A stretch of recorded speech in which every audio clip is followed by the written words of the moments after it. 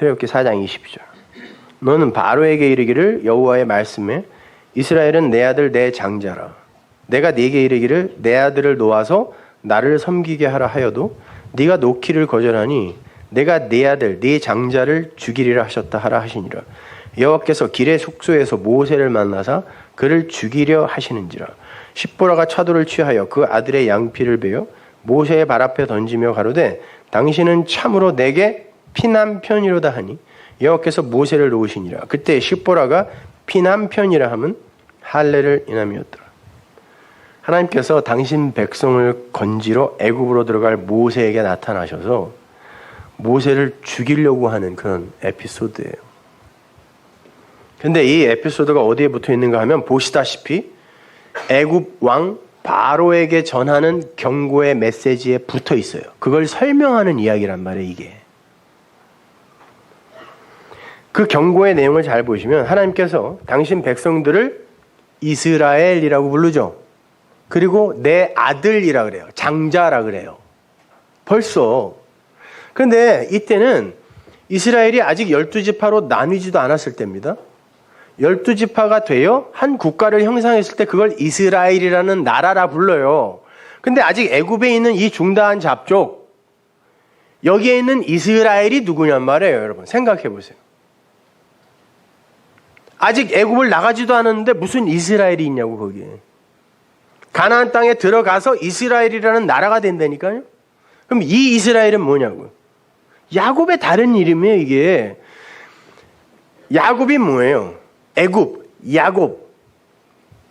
자기라는 존재 안에 묶여서 자기만을 위해 열심히 권모술수 임기응변 사용하여 나를 구축하는 존재. 그게 잘못된 말을 가진 자. 그래서 강도, 절도, 발목을 잡는 자. 야곱이에요. 실족해 하는 자. 왜? 잘못된 진리, 잘못된 말을 가진 자의 모형이잖아요. 그래서 그 이름을 써서 예수님이 옛성전을 가리켜 절도며 강도라고 하는 거예요. 야곱의 이름이거든요, 그것이. 근데 그 중에 하나님께서 그 야곱을 아들로 살려내야 되는데, 왜? 약속의 자손이니까. 죽을 때까지 얘는 안 바뀔 것 같아. 하나님마저도 이겨먹으려고 그래요. 안 들어주면은 막 40일 금식까지 해버려. 굶어 죽을 거야, 그냥. 이게 하나님한테 안 지겠다는 얘기 아니야, 그게. 그러면 어떻게 해야 돼? 죽여야 돼요, 얘를. 다시 살려야 된다고. 근데 얘 죽이면 안 된다고 그랬어요, 아까. 그럼 누굴 죽여야 돼요? 약속의 씨가 담긴 그릇이 누구라고 했죠? 예수라고 그랬습니다. 환도뼈라는 단어의 의미가 그거예요. 남자의 씨가 담긴 그릇. 그걸 부수어버리는 거예요. 예수가 죽는 거예요, 거기서. 예수가 죽고 하나님이 도저히 살아날 수 없는 자를 살려내어 이름을 이스라엘로 바꿔줘요. 이스라엘이 뭐야? 하나님과 함께 이긴 자, 승리한 자. 혼자는 절대 못 이겨요.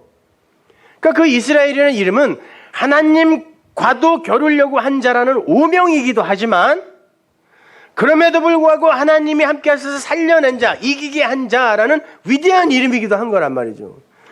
하나님이 애굽이라는, 그러니까 이스라엘이 70명이 거기 들어가서 70이라는 숫자 자체도 상징적인 숫자라면 딱 70명이 아니라, 왜냐면 7 곱하기 10이란 말입니다. 70이 들어가서 이스라엘로 나오는 거예요, 이제. 이스라엘로 나와야 되는데 그 중다한 잡족 중에 그들은 430년을 거기서 살았어요. 그러면 그냥 애굽이에요, 다. 애굽이란 말이에요, 그게. 애굽 중에, 중다한 잡족 중에 하나님의 말씀을 알아듣고 나가 했더니 나가는 이들이 있더라는 것입니다, 거기서. 그들을 이스라엘이라고 부르는 거예요. 내 아들이라는 거예요, 내 아들. 근데 전부 애굽이에요. 그 애굽의 대표가 누구? 바로. 모형이란 말이에요. 그 바로가, 야, 아들을 낳아야지. 내 아들 줘, 내 아들. 하나님이 그러는 거예요. 내 아들 줘. 근데 애굽이, 야곱이 그거 줘요? 못 줘요. 못 줘요. 그게 내 생명인데 어떻게 줘요? 내 아들 줘. 내 장자 내놔. 그런단 말이에요. 안 줘? 그러면 네 아들 죽일 거야. 그러는 거예요. 네가 낳고 있는 그 아들 죽일 거야. 그런다니까요. 그래서 나는 내 아들 찾을 거야. 라는 얘기. 지금 제가 앞에서 설명해드린 이야기가 이 이야기란 말이에요. 내 아들 줘. 애굽에서 율법에 갇혀 있는 거기에서 열심히 옛 성전, 옛 예루살렘, 그거 옛 거룩한 성 이거 만들고 있는 출애굽기 1장이에요. 그게 그 내 아들 줘. 안 줘요. 그러면 네가 지금 낳고 있는 그거 내가 죽여서 내 아들 찾을 거야. 이게 바로에게 한 경고란 말이에요. 그러면 모세가 지금 그걸 하러 들어가야 될 거 아닙니까? 그러니까 그걸 하러 들어가는 모세에게 지금 그걸 그대로 경험하게 해주는 거예요. 모세는 첫 번째 남편이에요. 율법의 모형이니까 오해되어진 남편, 죽어야 하는 남편. 근데 얘를 죽이면 안 되잖아요. 그럼 뭘 죽여야 돼요? 그가 낳고 있는 그걸 죽여야 된다니까요. 그래서 아들을 할례하는 거예요. 할례는 쪼개다 죽이는 거예요. 그거는요. 생식기를 잘라버리다라는 건 생명의 그 근원을 막아버리는 거예요. 죽이는 거예요. 아들이 죽어요.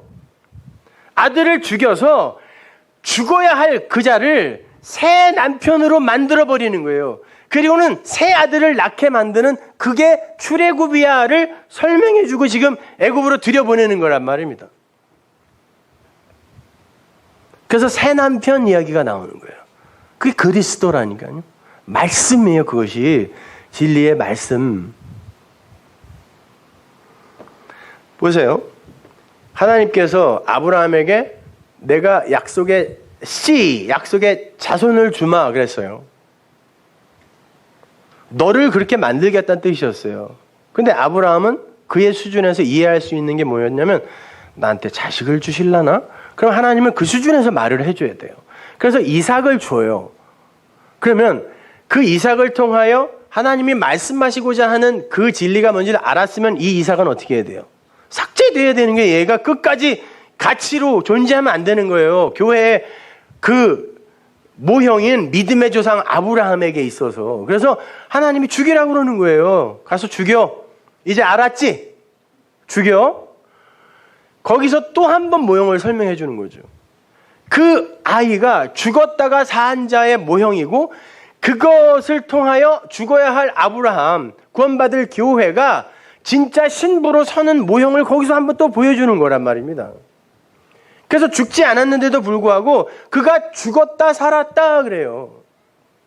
예수 그리스도의 모형이라는 거예요. 모세 마찬가지예요. 그리스도의 모형이라니까요. 죽어야 하는데 안 죽어요. 그리고는 그가 낳은 것이 죽고 아들이 죽고 아브라함이 낳은 아들 이삭 그가 죽고 아브라함이 사는 거예요. 마찬가지예요. 모세가 아들이 죽음으로 말미암아 새로운 남편, 피남편으로 오는 거란 말입니다. 진리의 말씀이에요. 그것이 그리스도의 영. 그렇게 하나님은 우리가 율법과 혼인하여 낳고 있는 나라는 아들을 반드시 죽이셔야 돼요. 그러기 위해서는 율법이라는 남편이 먼저 죽어야 돼요. 이게 로마서 7장이라고 그랬습니다. 그래서 예수가 죽는 거예요. 그리고 진리라는 새 남편이 우리에게 찾아와서 나를 진리로 빨아들여 함몰시켜서 그리스도인이라는 아들로 만들어내는 거예요. 그 이야기가 피남편 이야기예요. 자, 이렇게 그 이스라엘은 남편의 오해되어진 남편, 율법의 죽음으로 말미암아 그가 낳고 있는 그 자신이 죽게 되는 것이고 새로운 남편을 맞아 새로운 아들, 진리라는 그리스도라는 아들 영생이라는 열매를 낳게 되는 겁니다. 근데 그 이스라엘이 나중에 이름이 뭘로 바뀌어요? 유다로 바뀌어요. 그렇죠? 그 유다가 또 한 번 이걸 설명해 줘요. 자, 유다가 예수님을 팔아먹습니다. 죽이는 거예요. 그러면 원칙, 공식이 어떻게 돼요? 그 아들이 죽으면 그 아들을 죽음에 넣은 그자가 그 아들의 죽음으로 살아나야 돼요. 왜 가롯 유다를 나쁘다고 하냐면 아들이 죽었어요.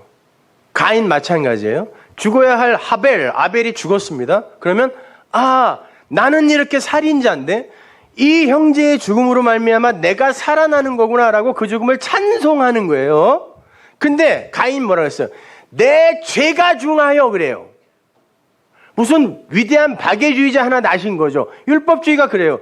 내 죄가 중하여. 유다 보세요. 아들이 죽었으면, 옛 남편이 죽었으면 새 남편을 맞아 아들을 낳아야 돼요. 생명을 낳아야 돼요. 살아야 돼요. 예수가 죽었으니 내가 살아야 된단 말이에요. 근데 예수가 죽자 내 죄가 중하여. 나 같은 놈은 죽어야 돼 그러고 죽더라는 거야. 이걸 율법주의라 그래요. 이스라엘아, 유다야, 복음이 뭔지 제발 좀 알아먹어라를 계속 설명해 주는 거예요. 왜 죽어? 그가 죽었으면 네가 이제 살아야지. 왜 네가 죽어? 왜 여전히 네 죄를 네가 책임져? 그가 죽었잖아. 그래, 너 같은 인간 때문에 죽었잖아. 모든 인간이 다 그렇게 예수 팔아먹는단다. 왜? 그게 피조물의 한계니까. 진리를 어떻게 알아보니? 그러면 그가 니들이 오해한 죄가 되어서 죽었다면 니들이 이제 살아야지. 왜 여전히 죄책감에 시달리고 앉아있는 거냐? 내 신부들아 제발 좀 알아먹어라 이야기하는 거예요.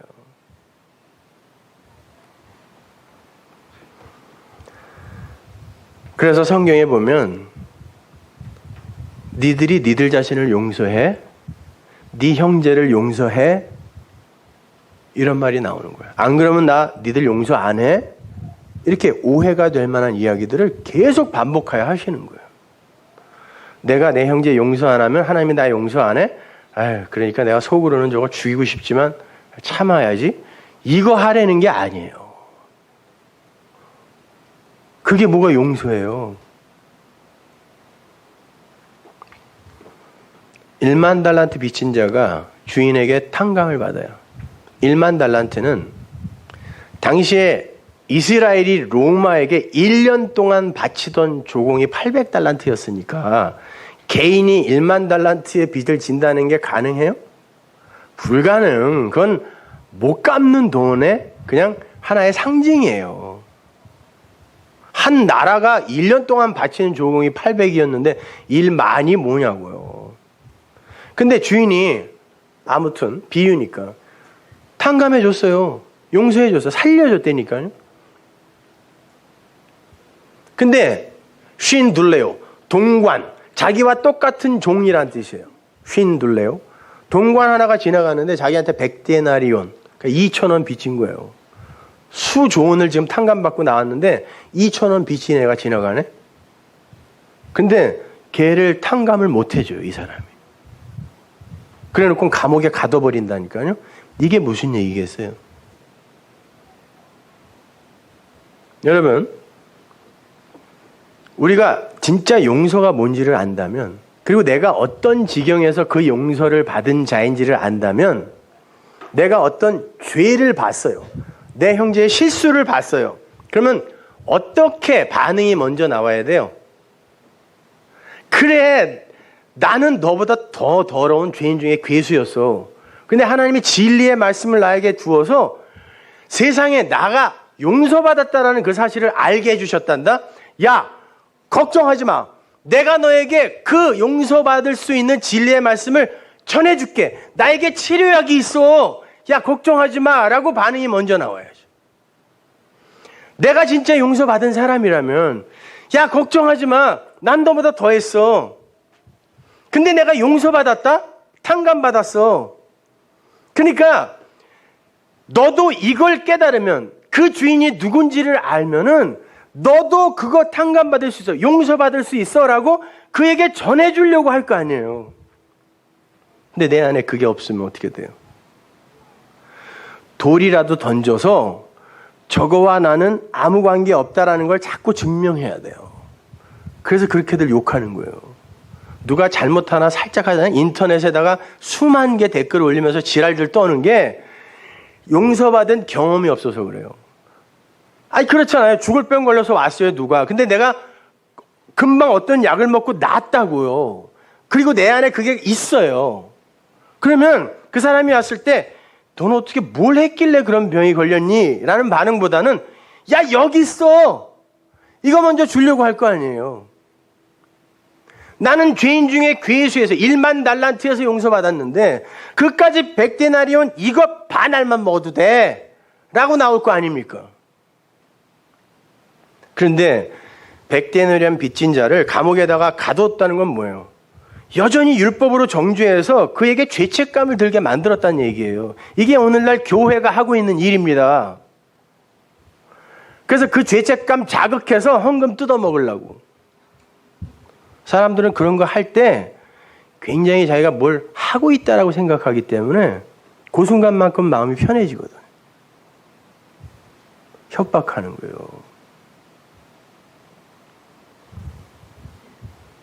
아니 여러분, 아니 하나님이 나라는 존재를 삭제했다니까요. 언약의 기둥에서. 그런데 내가 지어놓은 그 죄, 앞으로 지을 죄, 그 죄라는 것도 우리가 생각하는 그런 죄도 아니지만 그게 하나님에게 무슨 의미가 있냐고. 내 존재가 하나님에게 없어지고 그리스도라는 옷만 보이는데 그러면 그걸 얘기를 해줘야 될 거 아니에요. 그 죄를 진 사람에게. 아주 죽이려고 작정들을 하더구만요. 그냥 누가 조금이라도 잘못하면 그거 또 어떻게 죽이려고 이 마귀 새끼들이 말이에요. 지들은 더 들어오면서.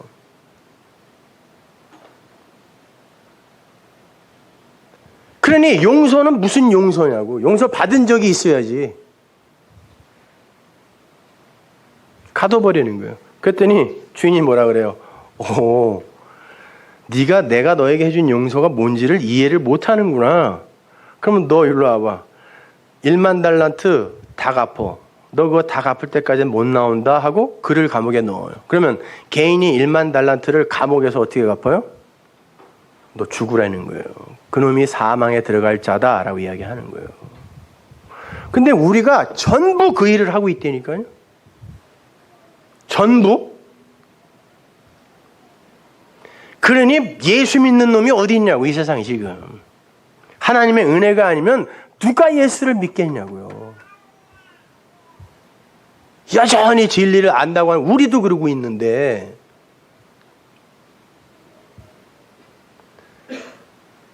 그러니 답답하지 않겠습니까, 여러분?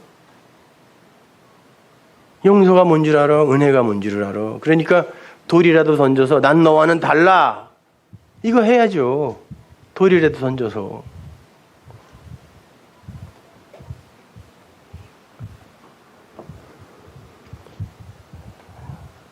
자, 그러한 자들이 바로 바리새인들이었어요. 분리주의자들. 파리사이오스가 분리하다, 쪼개다 이런 거예요. 둘로 쪼개는 자들, 바리새인들. 어떻게 이름도 지들이 진 걸 거 아니에요. 잘 졌어요. 누가복음 5장 30절 보세요. 바리새인과 저희 서기관들이 그 제자들을 비방하여 가로되 너희가 어찌하여 세리와 죄인과 함께 먹고 마시느냐? 예수께서 대답하여 가라사대 건강한 자에게는 의원이 쓸데없고 병든 자에게라야 쓸데있나니 내가 의인을 부르러 온 곳이 아니요 죄인을 불러 회개시키러 왔노라. 어떤 자가 의원을 필요로 한다 그래요? 내가 죽을 병이 걸린 자라는 걸 아는 자. 그 자가 진짜 생명을 갈구하게 되는 거예요. 나에게 의원이 필요한데 그분이 도와주지 않으면 나는 아무것도 할 수 없는데 이렇게 가는 거예요. 그런데 32절에서 주님이 이렇게 말씀하세요. 우 엘코마이 칼레오 디카이오스 알라 하르 하마르톨로스 에이스 메타노이아. 이 말은 직역을 하면 내가 의를 강권하여 의인을 데려가려고 온 게 아니다. 이 말이에요. 내가 의인을 강권하러 온 것이 아니다. 너희들 잘 배워서 의인 돼. 그러면 데리고 갈게. 이 말 이렇게 이거 하려고 온 거 아니다라는 뜻이에요. 그리고는 뭐라 그러냐면 나는 죄인을 다르게 생각하게 하기 위해 온 거야. 다르게 생각하다 다른 마음을 가지게 하다가 메타노이아예요. 그걸 회개라고 하는데, 회개 그러면 우리는 그냥 반성 이렇게 이해하고 있으니까,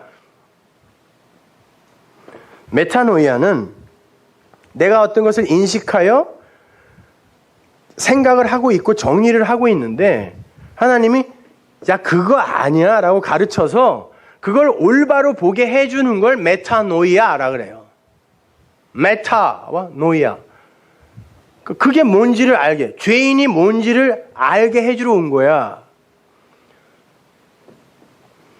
의인, 죄인 그러니까 자꾸 그럼 어디 의인이 있나? 죄인이 있나? 뭐 이렇게 아니잖아요. 여기 지금 바리새인과 세리 창녀밖에 없어요. 바리새인, 서기관, 죄인의 의인이에요. 죄인, 세리 창녀? 당연히 죄인. 그래서 성경도 죄인 그래요. 예수님도. 이놈도 죄인, 니네도 죄인. 의인이 있어 없어요? 없어요. 근데 무슨 의인을 부르러 와요? 그런 말 하는 게 아니잖아요. 나는 의인을 강권하여 그 의인 된 자를 데리러 온 사람이 아니야. 왜? 의인 없잖아. 그럼 어떻게 해야 돼요? 의인이 없다는 건 그 지점에 의가 없다는 거 아니에요. 그 세상에. 의가 있으면 의인이 있겠죠, 당연히. 그 전체 중에 의인은 예수님 한 분이었어요. 근데 그 의도 감추어져 있어요. 하늘의 의를 인간들이 못 알아보니까 감추어져 있어요. 그러니까 의인은 없어. 의도 없어요.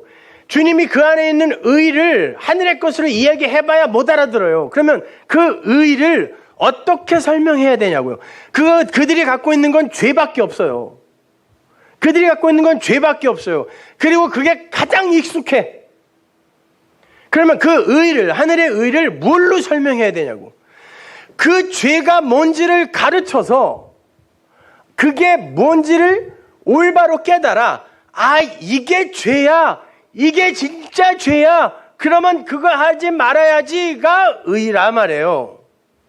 그러니까 이 말이 무슨 말이냐면, 나는 의를 강권하여 의인을 만들어 놓은 게 아니라 죄인들을 다시 보게 하는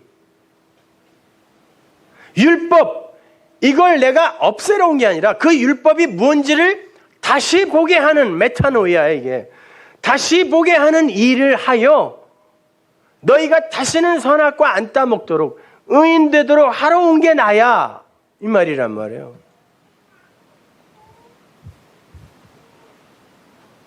죄인을 부르러 왔다라니까 뭐 그럼 다 죄인인데 그거 다 불러가겠네요?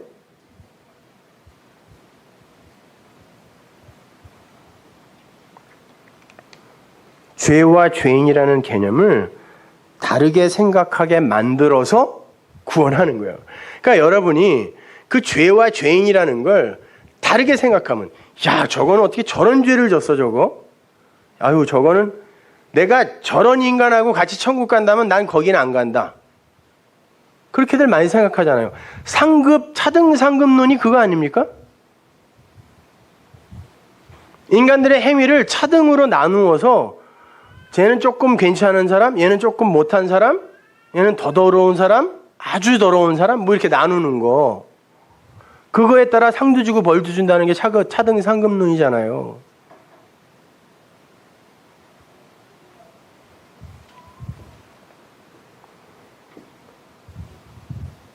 아닙니다, 여러분. 여러분의 행위는 하나님에게 하나도 카운트가 안 돼요. 여러분이 그 용서를 이해하느냐 못하느냐, 그것이 중요한 거예요. 하나님 앞에서. 그래서 말라기에 이런 말이 나오고 400년 암흑기가 이어져요. 암흑기라는 건 하나님의 말씀이 한마디도 안 떨어지는 시대. 그럼 어떻게 되겠어요? 모든 하나님의 구약이 율법으로 이제 곡해되어지는 시대가 되는 거예요. 400년 암흑, 밤이 되는 거예요. 밤. 말라기 이후로. 말라기 4장 4절 보세요. 말라기 마지막입니다. 그리고 닫히는 거예요, 구약이. 보라, 여호와의 크고 두려운 날이 이르기 전에 내가 선지 엘리야를 너희에게 보내리니 그가 아비의 마음을 자녀에게로 돌이키게 하고 자녀들의 마음을 그들의 아비에게로 돌이키게 하리라. 이게 메타노이아예요. 마음을 돌이킨다. 이게 슈브라는 단어가 뭐 마음을 돌이키게 해가지고 뭐 착한 사람을 뭐 못된 놈을 착하게 만들고 뭐 이런 말이 아니라 그 마음을 부수고 다시 세우겠다는 뜻이거든요. 그러니까 아비의 마음이 뭐예요? 원래 하나님은 어떻게 하셔야 돼요? 거룩하신 분이니까 더러움을 죽여야 되는 거거든요. 저주하셔야 되는데 그 마음을 부수고 다시 세우겠다. 원래 하나님은 그런 분이란 말이에요. 그게 언약의 내용이란 말이에요. 그리고 아들의 마음을 부수고 다시 세우는 게 뭐예요? 내가 이런 일을 했으니까 하나님이 나 벌 주겠지? 내가 이렇게 잘했으니까 하나님이 나를 상 주겠지? 이거 부수고 다시 세우는 걸 엘리야가 한다는 뜻이에요. 근데 말라기에서 왜 엘리야가 나오냐고요? 엘리야는 3번 옵니다. 구약의 그 엘리야, 세례 요한이라는 엘리야, 그리고 예수라는 엘리야가 오죠. 성경이 이야기하는 바예요. 그게 예수님이 자기도 엘리야라고 그러고 세례 요한도 엘리야라 그런단 말이에요. 근데 엘리야가 뭐 하는 거예요? 부수고 다시 세우는 거.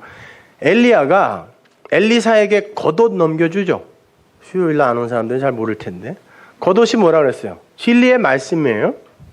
예수님께서 우리 교회에게 겉옷 넘겨주고 가셨잖아요. 그래서 우리가 속옷과 함께 겉옷을 덧입어 구원받은 거예요. 우리가 이렇게 그 율법, 호코스모스 세상을 진리로 이해하여 구원받은 거잖아요. 엘리야 마찬가지죠. 엘리사가 엘리야를 아버지라고 부르잖아요. 내 아비요, 아버지요, 이스라엘의 마병과 뭐라 그래요? 하여튼 말과 그거 지난주에 제가 그거 이스라엘은 가지면 안 된다니까 그냥 우리 이정성 집사가 솔로몬은 말을 이렇게 많이 가졌는데 그래서 그가 예수가 아닌 거예요. 여자 갖지 말라 했더니 마누라 1000명, 말 갖지 말라 했더니 말 12,000개, 금 많이 갖지. 이게 3개가 이스라엘 왕의 조건이거든요. 근데 다윗, 솔로몬 성전을 짓는 완성하는 모형이지만 그들도 진짜가 아니다를 설명해 주기 위해 그들이 그 많이 갖고 있는 거예요. 이스라엘의 병고와 마병이요. 그 진리의 말씀, 그 겉옷이 그것이 하나님의 힘이라는 얘기예요. 그리고 그걸 전해준 그분이 바로 내 아비라는 거예요. 요아스가 엘리사한테 또 나의 아비여 병고여 마병이여 이야기한다니까요. 그 엘리야가 한 일이 그거란 말이에요. 돌이키는 거예요. 아비의 마음을 돌이키고 아들의 마음을 돌이켜서 진리의 말씀을 주는 거예요.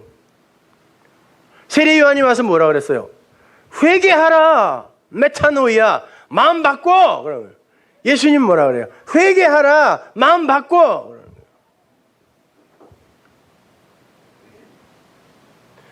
근데 아무 설명도 안 해주고 갔어요. 뭘 어떻게 바꾸라는 거야? 그거 안 바꾸면 죽어까지만 얘기했단 말이에요. 제자들을 보내서도 그 얘기만 전했어요. 근데 뭐 어떻게 바꾸라는 거예요? 안 가르쳐줘요. 그리고 여러 가지 표적들을 복음을 담아 행하고도 가서 말하지 마 그래요. 왜? 못 알아먹으니까. 말해봐야 그 껍데기로만 이해할 거니까. 그럼 죽는 거거든요. 그건 진리의 성령이 오셔서 뚫고 들어와 나에게 강권하여 주시는 것이기 때문에, 선물로 주시는 것이기 때문에 그러는 거란 말입니다. 마음을 돌이키는 거예요. 400년 암흑기 동안에 율법주의가 완전히 자리를 잡았어요. 꽉 채웠어요. 말씀이 떨어지지 않았기 때문에. 무려 400년 동안. 어둠이에요, 이제 다. 거기에 빛이 오는 거예요. 빛이 뭐예요? 성경이 빛을 뭐라 그러죠? 어두움을 드러내는 거라 그러죠. 어두움을 나타내는 게 빛입니다. 그러면 어두움을 드러내어 나타내는 게 빛이라면 빛이 뭐예요? 어두움이라니까. 예수님이 빛으로 오셨어요. 빛으로 오셔서 율법 아래에 그분이 율법으로 오셔요. 그래서 빛을 세상에 비추어 그들의 더러움을 확 폭로시켜내는데 이 빛이 율법이 되어 죽는다니까요. 그러면 보세요. 어두움을 드러내기 위해 존재하는 게 빛이고 그 내용이 원래 하나라면 뭘 보고 이렇게 우리가 파르르 떨어야 되냐고. 자, 구약에서 너네들 안식일 날 일하지 마. 일하면 다 죽여. 돌로 때려 죽일 거야 그랬어요. 근데 신약에 와서 예수님이 아버지가 일하시니 나도 일한다 그랬어요. 그 말은 뭐예요? 내 제자들아 너희들도 일해야 돼 그랬어요. 근데 무슨 일? 아버지의 일이에요. 그러면 이걸 깨달은 이는 구약의 안식일 날 일하지 마라는 그 계명을 가지고 어떻게 이해를 하게 되겠습니까? 아, 안식일에는 네 일 하지 마. 율법 지켜 열매 맺겠다고 하는 네 일 하지 마. 그리고 아버지의 일을 해로 알아들을 거 아니에요. 근데 아버지의 일이 뭐예요? 내 새끼들 진리로 신부 만들어 내 옆에 세우는 거. 그 일 해. 그래서 이 안식일에 정신이 흐르는 주일에 우리는 말씀을 흘리고 받고 하는 거란 말이에요. 그러면 안식일 날 일하지 마. 안식일 날 일해. 이 둘이 뭐예요? 결국 하나란 말입니다. 그러면 안식일 날 일하지 마라고 한 그 계명으로만 받으면 그날 일한 사람 돌려쳐서 죽이게 되어 있어요. 그 일을 한 게 바리새인이라니까요.